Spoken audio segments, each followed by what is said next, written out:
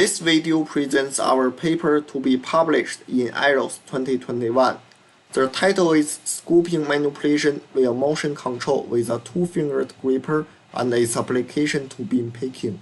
My name is Thierry He. Here is a demo of our motion control-based scooping manipulation. This technique lends itself to relatively thin objects, which are commonly seen in many domestic and industrial tasks, yet can cause considerable difficulty in handling. The scooping manipulation uses a parallel draw two-fingered gripper. It is attached with a blue fixed-length finger and a yellow variable-length thumb. Also, the fingertip is attached with a soft pad which can improve the robustness of scooping manipulation. The finger presses on top of the object and the thumb moves towards the finger. The thumb gets through the space between the object and the support surface, and finally a pinch grasp is obtained. The motivation of our scooping technique is from human experience. When we pick a plastic card from a table, our index finger presses down on the card, and our thumb scoops from the bottom of the object, like the video. The robot here does a similar task. The thumb gets beneath the object. The technique has many advantages. First, it lends itself to a conventional motion-controlled gripper without underactivated control of a complete mechanism. Second, in terms of gripper positioning, a contact on the top face of an object can be easier to target and reach than the side edges. Third, taking advantage of a contact on their face also makes it possible to pick objects larger than the gripper's opening range. Next, we present the framework for motion control scooping. First, we give a key assumption. Consider a planar rigid manipulation setting as shown in the figure, featuring a motion-controlled rigid thumb pushing a flat bottom object on a flat level support surface against another fixture that blocks the object. If the thumb's angle of attack psi is sufficiently small, it can penetrate into the space between the object and the support surface, like the figure below. Rigorously speaking, this can be accounted for by the microscopic deformation at the point of contact between the object, the thumb, and the support surface. A detailed examination of the phenomenon lies beyond the scope of our work. However, the viability can be proved through a set of experiments. See the video. The thumb can always get through between the object and the support surface. In our work, the finger is put on top of the object. The finger is also able to counterbalance the thumb's pushing force by means of both friction and geometry. See the figure. The frictional force F or the normal vector N can always have a non-zero component in the horizontal direction. That is to say, the key assumption also holds here. The thumb can get through between the object and the support surface.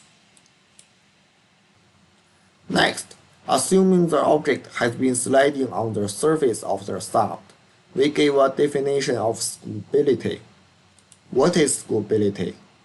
Scoopability means in the scooping process, the object cannot escape from the gripper through the gap between the finger and the support surface, F and G.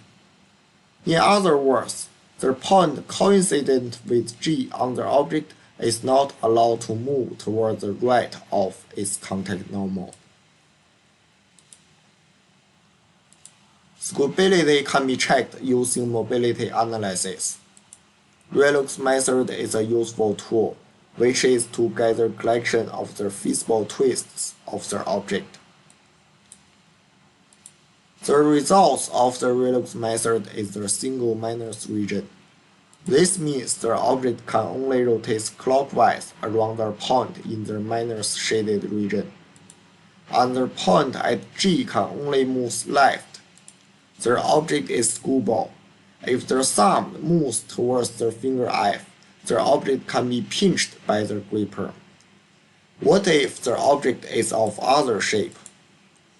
For a semi-elliptical object, we apply the relux method and get a single shaded minus region. Again, this means the object can only rotate clockwise around the point in this region, and the point G can only move left. The object is schoolball. However, for this shape object, we apply the relux method and get a plus region and a minus region. This means the object can rotate counterclockwise around the point in the plus region or rotate clockwise around the point in the minus region. In both cases, the point G moves right. The object is now schoolball here. Consider the following two questions. Given a 3D model, how do we determine whether it is schoolball? For a schoolball object, how we find the feasible pre-scoop configurations? We design a pre-scoop planning program. I will give some examples. The first is a domino block. The given object model is first approximated as a convex polygon by disregarding its thickness. Then, its antipodal pairs are found. Here is an H-H pair. Next, the 2D cross-section of the object model on the plan aligned with the antipodal pair is obtained. In the end, for each point on the contour of the cross-section, we test the schoolability using relux method. The object is schoolball if there is only a single minus region. The blue line is the result. This means that if the finger is in contact at this blue line, the object is schoolball. However, take a look at this gray point. This gray point means, in real experiments, even if the finger is in contact at this point, the object can also be successfully scooped. The gray point is closer to the thumb due to the robustness given by the soft fingertip. These are the other two examples, a goldstone and a triangular prism. Similarly, we first find antipodal pairs. Here are a vertex-vertex pair and an edge-vertex pair respectively. Next, we execute test schoolability. The blue curve is the acceptable locations of finger for successful scooping. Also shown is the gray point that represents the leftmost allowable location of the finger obtained through real experiments.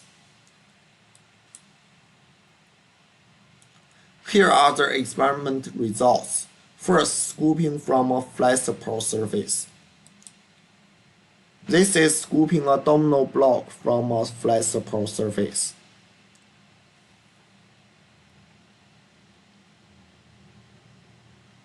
And we can also scoop the domino block from the widthwise direction. Also, scooping a goldstone.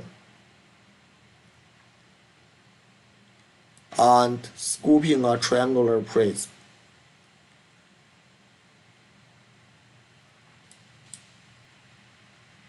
Scooping can also be used in beam picking. Here is beam picking of goldstones. We can find that our scooping approach can be applied in all these three scenarios: full beam, half beam, and field left. Note that here instant segmentation and post-estimation are needed. The results are at the top right hand corner. The success rate and successful picking per hour (pph) are also shown here. We can see that the best performance is obtained when there are just a few items around. This may be because of the decreased pulse uncertainty when an item is supported by a flat, hard bottom surface. Here is the beam picking of another object, triangular prisms. Again, the incident segmentation and pulse estimation are needed here.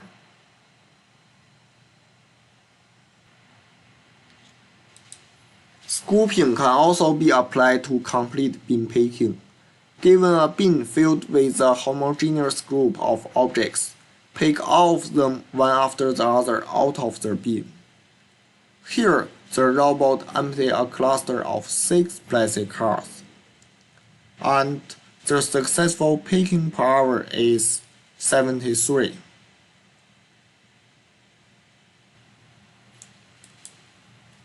Here is complete bin picking of other objects, domino blocks. There are in total 25 domino blocks in the ball, and the robot successfully empties all the blocks. It takes 829 seconds in total, and the PPH successful picking per hour is 108. Again, incident segmentation and pulse estimation are needed. Note that here we use collision check program to ensure that there is no collision between the gripper and the ball. Thus, even we change the ball of another shape, such as this square ball, the robot is also able to empty the ball of domino blocks. We can realize complete beam picking of gold stones by combining scooping and our previous work, degrasping. Note that here there is a motor on the finger that can change the fingertip material. Initially, degrasping is used to pick upper layer objects. A degrasp is executed by digging the clutter in the form of a controlled push maneuver. Degrasping takes less time, but only suits unjamming malleable cluster. Please note that degrasping is facilitated by a rigid fingertip. This is because a soft fingertip is more likely to give rise to stable pushing instead of successful degrasp, quickly rotating the object into the gripper's workspace. After some time, if the vertical distance between the object and the bottom of the bin is smaller than a threshold, we change to scoop, since the depth is not enough for digging. Note that scoop is facilitated by a soft fingertip, which can improve the robustness of manipulation. In the end, if there is only a few gold stones, we can use scooping to empty the ball. Note that here collision check is also used, such that there is no collision between the gripper and the ball. In the end, there are 128 picking attempts in total. The strategy can empty the ball of 115 gold stones. This is the end of the video. Thank you for watching.